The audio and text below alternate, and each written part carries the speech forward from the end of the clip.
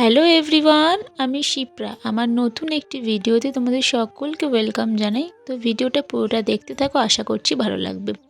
তো আমি তো এখানে অনেকটা পরিমাণে আলু প্রেসারে সিদ্ধ করে নিয়েছিলাম এমন করে কেটে। তো এটা থেকে আজকে দু রকম রান্না করব, তো সেটাই তোমাদের সাথে শেয়ার করব। তো প্রথমেই আমি যেটা বানাবো সেটা হচ্ছে আলুর পরোটা। দেখো, তার জন্য আমি সমস্ত কিছু রেডি করে নিয়েছি। এখানে আলুটা সিদ্ধ করে নিয়েছিলাম, সেটা একটু হালকা করে ম্যাশ করে নিয়েছি। আর সমস্ত গুঁড়ো মশলা রেখেছি, আর সাথে কাঁচা লঙ্কা আর ধনেপাতা। আমি নিরামিষ করছি, যার কারণে কোনো রকম পেঁয়াজ রসুন দিচ্ছি না। এখানে চাইলে আদাটা ইউজ করাই যায়, কিন্তু আজকে আমি আদাটা দিলাম না। আদা ছাড়াও এটা খেতে ভালোই লাগে। তো কড়াইতে ফার্স্টে তো সরিষার তেল দিয়ে দিয়েছি। এরপর তেলটা একটু গরম হয়ে গেলে কাঁচা লঙ্কা কুচি করে রেখেছিলাম সেটাও দিয়ে দিলাম।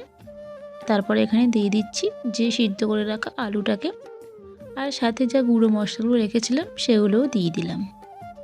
গুঁড়ো মশলার মধ্যে ছিল নুন, হলুদ গুঁড়ো, জিরের গুঁড়ো, লঙ্কার গুঁড়ো, আর ছিল গরম মশলা গুঁড়ো, এগুলোই দিয়েছিলাম। তো শেষে আমি ধনেপাতা কুচি করে রেখেছিলাম সেটা দিয়ে দিলাম। আর একটু চিনিও দিয়েছিলাম অল্প করে, যেহেতু স্বাদটা একটু ব্যালেন্স করার জন্য। তো আর বেশি কিছু দিইনি। তো এবার ভালো করে একটু নাড়াচাড়া করে নেব। কিছুক্ষণ নাড়াচাড়া করার পর দেখো এটা একদম রেডি হয়ে গিয়েছে। একদম লো হিটে এটা করতে হবে, লো থেকে মিডিয়াম হিটে। তো পুরটা একদম রেডি। এটা এখন নামিয়ে নেওয়ার পালা। তো এটাকে নামিয়ে নেওয়ার পর কিছুক্ষণ ঠান্ডা করতে দেবো, না হলে এটাকে পুর ভরতে গেলে অসুবিধা হবে। দেখো ফাইনাল লুকটা এমন এসেছিলো পুরটা। তো তারপর আমি এখানে বানিয়ে নিচ্ছিলাম আলুর দম।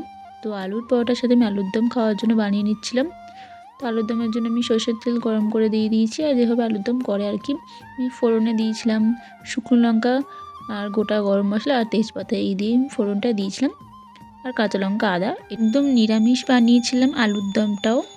তো আজকে সমস্ত কিছু নিরামিষের উপর দিয়ে করছি। এমনিতে আমাদের বাড়িতে আলুর দম হলে নিরামিষই করা হয়, কারণ আমার নিরামিষ আলুর দমটা খেতে বেশি ভালো লাগে। এতে পেঁয়াজ দিলে আমার একদম ভালো লাগে না।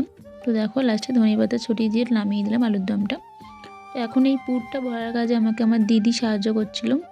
দিদি পুরগুলো ভরে দিচ্ছিলো শুধু। তো লাস্টে সমস্তটা আমি করব।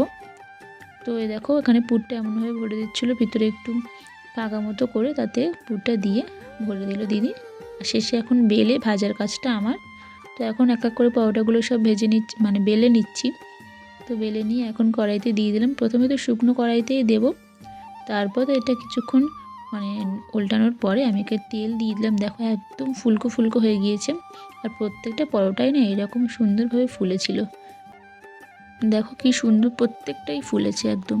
দেখো আলুর দম পরোটা এতগুলো সব রেডি হয়ে গিয়েছে।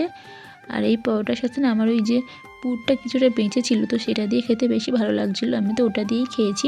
তো দেখো পরোটা কেমন হয়েছে, তোমরা কিন্তু অবশ্যই কমেন্ট করে জানাতে ভুলবে না। তো রান্নাটা আমি বলতে গেলে একাই করেছি, শুধুমাত্র পুর ভরাটা দিদি করে দিয়েছিল।